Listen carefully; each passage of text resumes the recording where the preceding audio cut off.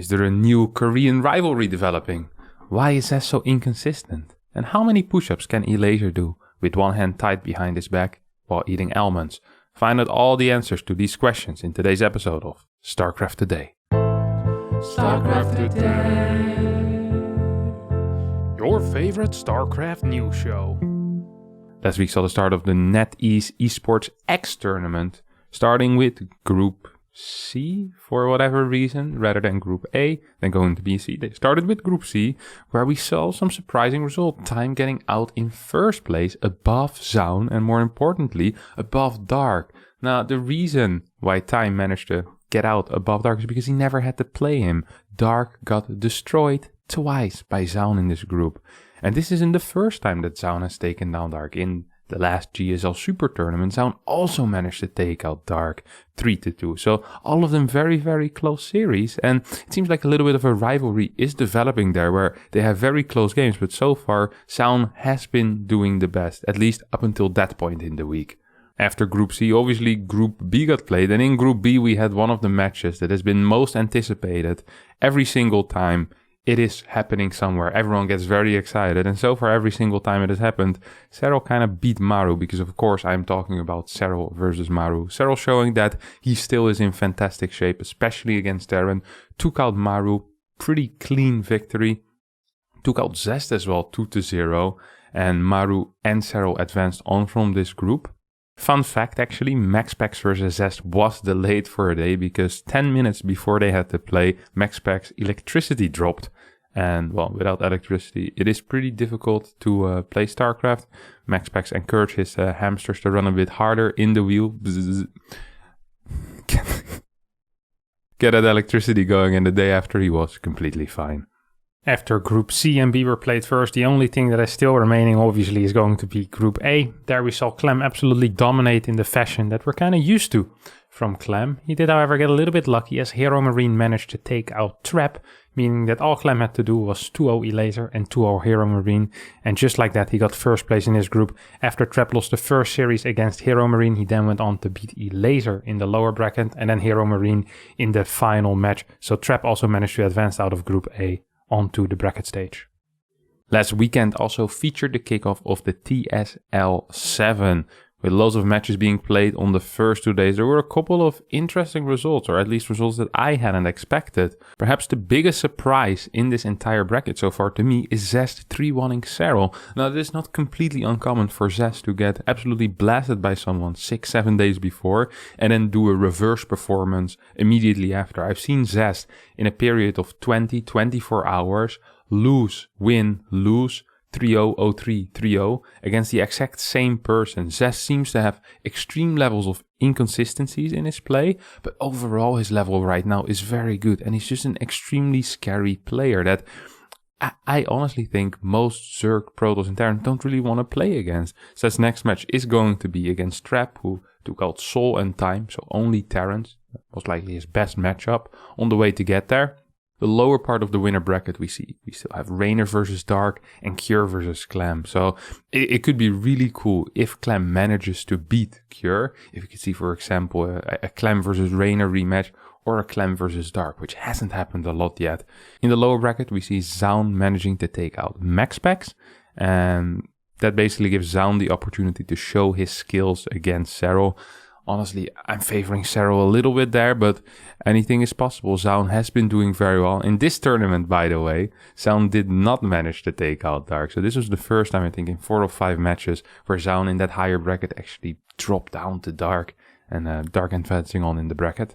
The final thing that I do want to note here is that our hero, the Protoss hero Haas, has fallen 0-3 against 2 Terrans. So a moment of silence for him, but he will come back stronger with more cheese, and I hope to see him there again. Of course, we also had a couple of EPT Open Cups. This week's European Cup didn't get won by Clem. No win for Hero Marine, and even Showtime wasn't there. It was instead Elaser, who at least this season won his first EPT Cup. I'm not sure if he won an EPT Cup before, but big props to him there, taking out Zest, myself, Hero Marine and Source, the most notable players.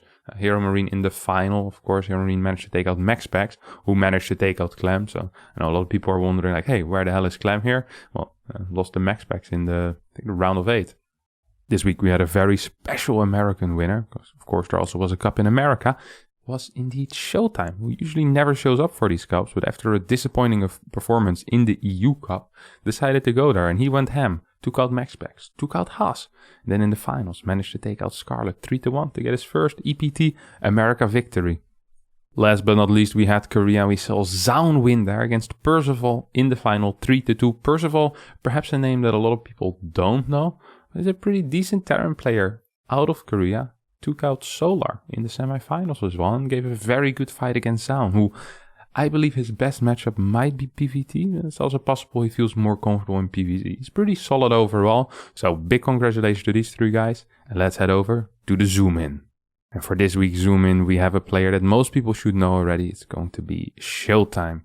Showtime, also known as Tobias Sieber, is a German Protoss player who's been around for a long time, making his initial big splash in the scene by winning a couple of EPSs in Germany back in the day, showing his dominance in the German scene, then quickly making a name for himself in the WCS Europe back in 2015, 2014, I want to say, is when his first big performances started racking up. He also won a major tournament in 2016, where he won WCS Spring, a big tournament, one of the 4 big tournaments that year, I think taking home something like $35,000, and also placing top 8 at the global finals that year. Ever since then, he has yet to replicate that success, but it feels like in skill, he is about as close as he was back then. It just seems that in the tournament, sometimes doesn't work out for him. I'm still cheering for him. In my heart, he's the greatest Protoss player that ever has been there in the foreign scene. At least for the longest amount of time as well. And I hope to see him pick up a tournament this year. Maybe even in Europe. That would be cool. We haven't had a European winner in one of these DreamHack Summers or the DreamHack Winters. Just in these DreamHack Master tournaments yet. So I'm cheering for him. I hope you are too. Now it's time for the game of the week. Raynor versus MaxPax from TSL7 on Blackburn is one of the most insane PvZ games that I've seen in my life. That entire series was honestly bonkers. Even though it became a 3-0 for Raynor, these games were so freaking close that you almost want to give MaxPax a point there. And especially the Blackburn game. I've never seen Void Rays microed like this well for such a long period of time. The weirdest base rates. Queens, once again, being very useful in a game longer than, 15, 16 minutes. And an ending that's just so extremely tight. Raynor barely managing to edge it out with some fantastic Ravager Queen control against Mass Void Ray Zealot, Archon, Single Disruptor. I'm not even sure how these guys do it. Coming up next week, we have more NetEase Esports X tournaments, more TSL7 in the weekends, and of course on the Monday, the EPT Open Cups. If you're not sure when everything is happening, be sure to check out the TL.net calendar. And that's going to be it for now. But first, clip of the week. And in the clip of the week, we have a beautiful content creator showing up some beautiful dance move. Hit it, hamster. There's no detection here from Geralt, so the DTs are putting in huge amounts of damage, and now Harstem's going to go chasing, +3 attack in play as well, so the upgrade lead, he's actually going to go through, he's going to chase everything down, and Harstem, look at him, on the camera, he can't even believe it! He can't believe it, he's driving to victory, as it's 2-2 in this best of 7. Oh my god. Alright everyone, thanks so much for watching this episode of SC2DAY. If you did enjoy, don't forget to hit the subscribe button. Don't forget to smash like. And don't forget to tell all of your friends about StarCraft 2. And that it's a free game. StarCraft2.com. Free download. See you guys there. Bye bye.